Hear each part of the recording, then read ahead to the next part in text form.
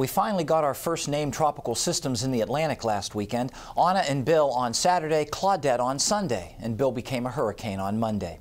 A lot has been made about how late this is for the first named storm in the Atlantic.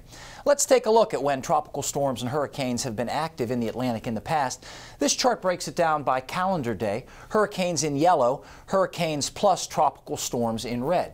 It's pretty clear that although tropical season officially runs from June 1st to November 30th, there is really a hurricane season within hurricane season that runs from about the middle of August until the middle of October. Having said that, if we go back to 1961, the beginning of the satellite age, there's only been 6 years when the first tropical storm of the year formed later than it did this year.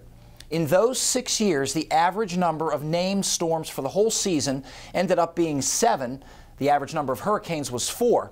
The averages over all years since 1961 are 11 and 6, respectively. So on balance, seasons that start late do end up below average. But of course, it only takes one to cause a disaster. No better example than Andrew in 1992, the last time the first storm formed later in the season than it did this year. Andrew was a tropical storm on this date that year and went on to make landfall in Florida as a Category 5 hurricane, still the second costliest on record in the U.S. In fact, 2 of the other years that got off to a later start than this year also had major hurricanes make landfall in the U.S. Beulah in South Texas in 1967 and Alicia in North Texas in 1983. Both those names retired because of the devastation they caused.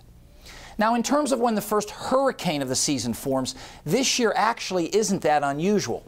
Since 1961, there have been 19 years when the first hurricane of the season developed later than it did this year. That's about 40% of the time. In 5 of those years, the first hurricane didn't even form until September.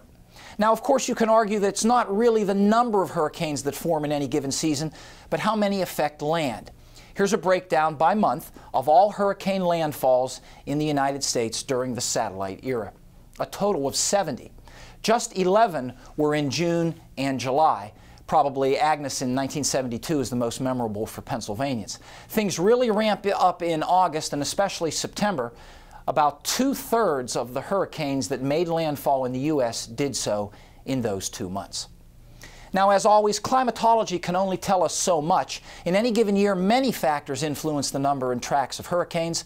This year, a developing El Nino in the Pacific has been implicated in the slow start to the Atlantic hurricane season, and that's a story for another day. Fred's back with the extended forecast next.